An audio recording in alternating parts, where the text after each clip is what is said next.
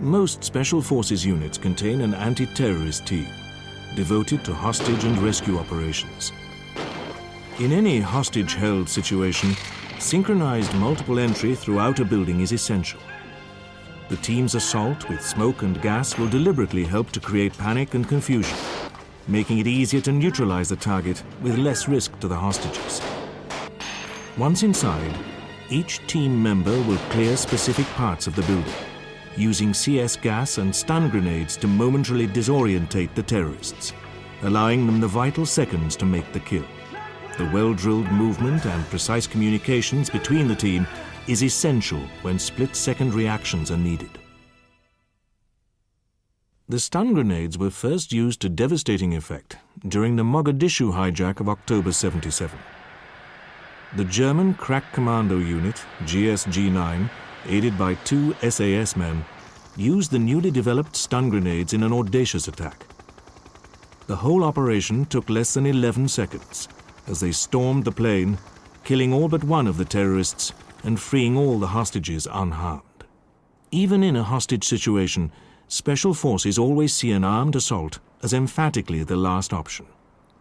A negotiated surrender with no fatalities is far preferable. But if the murder of hostages is plainly imminent or has already begun, there may be no choice.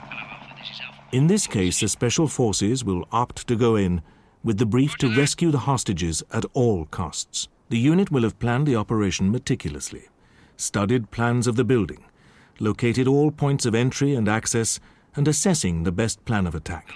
The success of any building assault is based on speed, surprise, and multiple entry. The Special Forces team will aim for the head, using their double tap training. Anything else would be a risk to the hostages.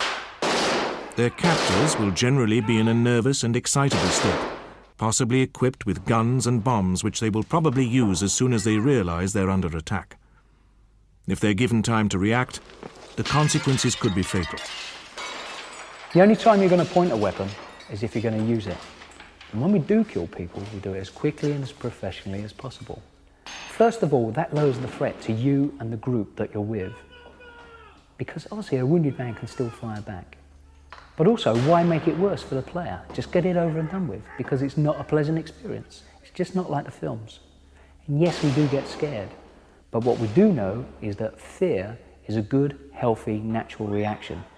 And if you're saying you're not scared, you're either a liar or you're mentally deficient, and you shouldn't be in this business anyway. That said, no one would hesitate to kill. Killing is taken seriously. We understand that the players that we could be up against have families and have friends, just the same as us.